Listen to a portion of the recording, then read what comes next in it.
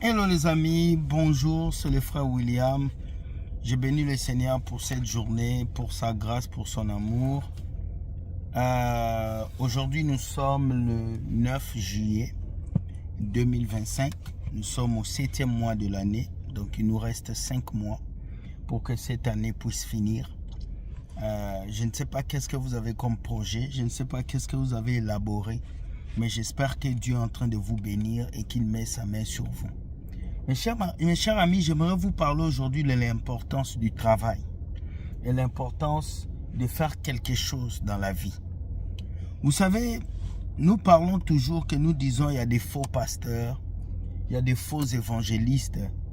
Mais reconnaissons cela que s'il y a des faux pasteurs aujourd'hui, c'est parce que il y a des gens qui ne veulent pas travailler. C'est parce que ces pasteurs ne veulent pas se former. Mes chers amis, je vais vous dire quelque chose. Dieu a dit dans la Bible, celui qui ne travaille pas ne mange pas. Et vous allez voir dans la Bible beaucoup d'exemples de personnes qui travaillaient, qui bossaient. Et même si dans l'ancien temps, il y avait des Lévites qui ne pouvaient rien faire dans les temples et qu'on les apportait tout, au temps des Lévites, il n'y avait pas l'économie qu'on a aujourd'hui.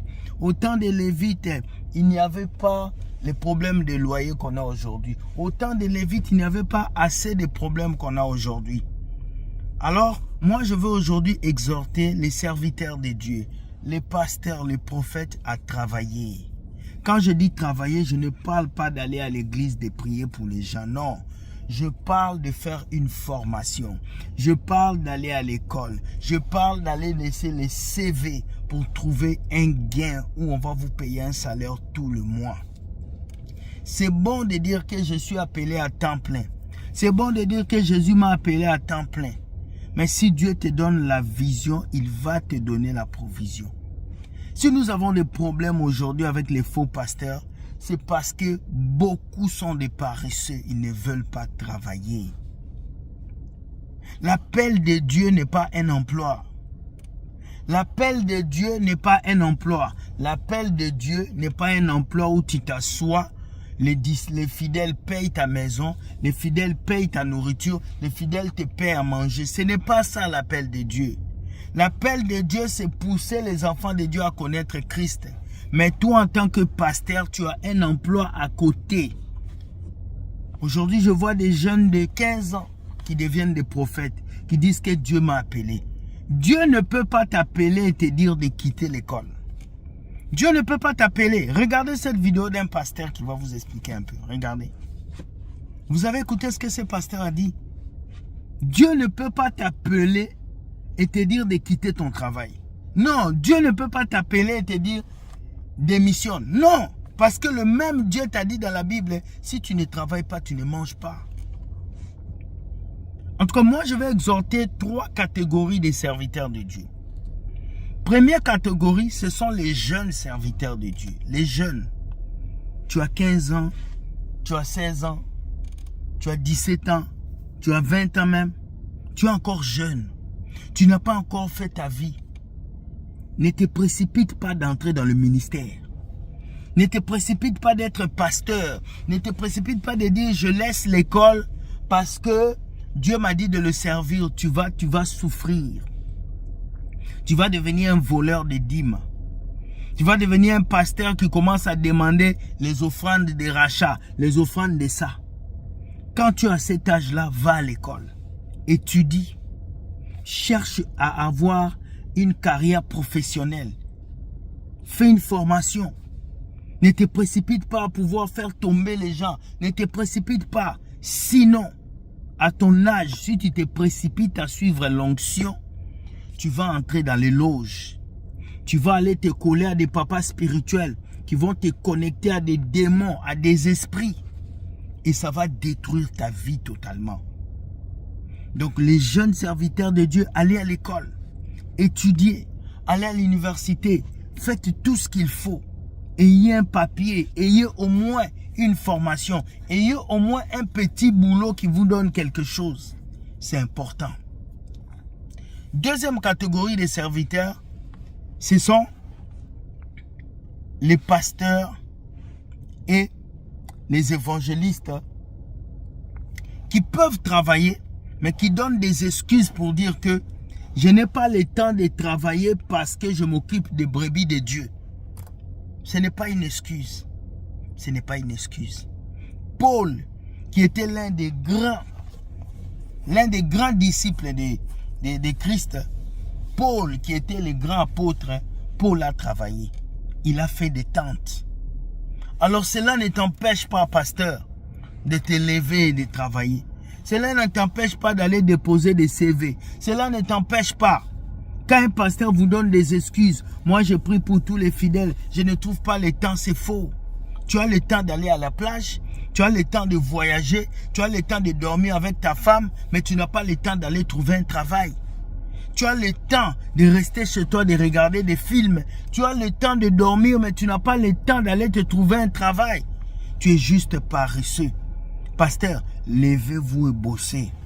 Troisième type de serviteurs, ce sont les serviteurs qui disent « Dieu m'a appelé à temps plein, je ne peux pas travailler ». Ce sont des serviteurs qui le font parce qu'ils ne veulent pas travailler. Ils se cachent derrière les fidèles pour manger. Vous êtes des sorciers. Vous êtes des malauds. Vous êtes des méchants. Et c'est souvent ces pasteurs-là qui prennent le ministère comme une profession. Et ils sont capables même de faire un CV. Et là où on écrit, c'est quoi votre emploi? Il écrit pasteur. C'est quoi vos qualifications? Évangéliste. C'est quoi vos qualifications? Prophète. Vous êtes des sorciers. Servir Dieu est une vocation. Ce n'est pas un emploi. Je suis désolé. C'est une vocation. Et vous allez me faire sortir la phrase qui dit « L'ouvrier mérite son salaire ». Mais oui. C'est qui l'ouvrier? Ce n'est pas seulement le pasteur. C'est le frère qui chante dans la chorale. C'est la sœur qui balaye l'église. Alors si toi, pasteur, tu dis que tu dois rester à l'église parce que Dieu t'a appelé à temps plein, le frère là aussi va arrêter de travailler, il va rester à l'église parce que Dieu l'a appelé à temps plein. Tout celui qui sert Dieu à l'église, c'est un ouvrier. Même le fidèle qui vient tous les dimanches s'asseoir, c'est un ouvrier. Parce qu'il vient servir Dieu en t'écoutant. Donc arrêtez ce genre de choses. Allez en Afrique, vous allez voir la situation précaire qui est en Afrique a poussé beaucoup de jeunes à devenir des prophètes. Beaucoup de personnes à devenir des pasteurs. Parce qu'aujourd'hui, le business le plus facile à faire pour gagner de l'argent, si ce n'est pas marabout, si ce n'est pas féticheur, c'est pasteur, c'est prophète, c'est ouvrir une église. C'est le business le plus facile. Tu es debout, tu parles, les gens t'écoutent, tu donnes l'argent gratuitement. Donc faites très attention. Parce que si vous avez des capacités que Dieu vous a données pour travailler et que vous ne travaillez pas, vous êtes en train de pécher contre Dieu. Donc un pasteur qui travaille, il est libre. Il est libre de prêcher ce qu'il va prêcher. Il peut prêcher le péché. Il peut prêcher tout parce qu'il ne dépend pas des fidèles. Mais un pasteur qui prend les dîmes, qui prend les offrandes, on paye la maison pour toi. Le frère là qui te paye la maison, tu ne peux pas lui dire qu'il est impudique parce qu'il te paye la maison. La sœur là qui te paye la maison, tu ne peux pas lui dire pourquoi elle fait la prostitution parce qu'elle paye l'église. Mais si toi-même tu travailles en tant qu'homme de Dieu, tu bosses, tu gagnes ton argent, il n'y a aucun fidèle qui va lever sa main sur toi. Soyez indépendants, mes pasteurs. Je sais que cette vidéo, beaucoup de gens vont se fâcher, surtout ceux qui sont en Afrique, parce que vous n'avez rien d'autre à faire qu'être à l'église. Mais Dieu ne vous a pas créé pour dormir à l'église. Dieu vous a créé pour travailler, pour sortir, pour grouiller. S'il faut même vendre des oranges, allez vendre des oranges. Quand moi je suis arrivé dans ce pays, je peinais, je souffert, j'ai souffert. On m'a même proposé d'être pasteur. Dans le coin, j'ai refusé. Travailler, gagner le propre argent de ta main. Je vais vous montrer. On vous paye à la fin du mois. Vous prenez votre porte-monnaie, vous faites sortir votre argent. Gagnez votre propre argent comme ça. Ça fait du bien. Ça fait du bien au lieu de manger l'argent des autres. Parce que l'argent, c'est la sueur. La sueur, c'est le sang.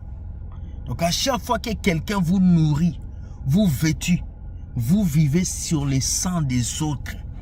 et ça apporte la malédiction. Donc, pasteur, prophète, levez-vous et travaillez. Le travail libère l'homme.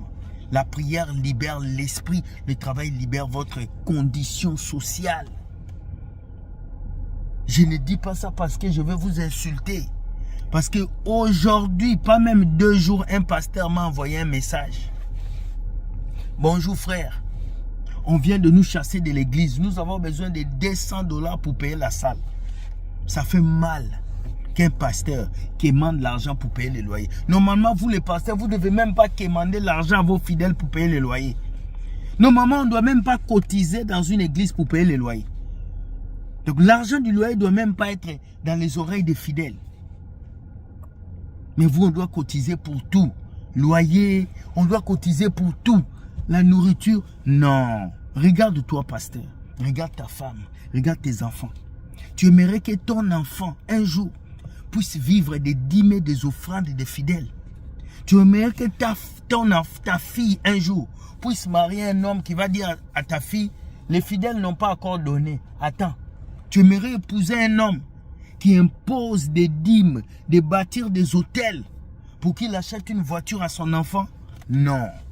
Alors, pasteur, sois un exemple aujourd'hui. Et cette jeunesse qui vous regarde sera un exemple demain. J'espère que ce message vous a touché. Je n'ai pas dit ce message pour vous rabaisser. Beaucoup de pasteurs vont voir ces garçons chocolat des filles. Lui, il travaille, il bosse. Vous ne bossez pas. Ça fait pitié de voir un pasteur qui s'assoit sur une chaise, qui a un doctorat et puis qui dit « Dieu m'a appelé à le servir à temps plein ». Ça n'existait pas aujourd'hui.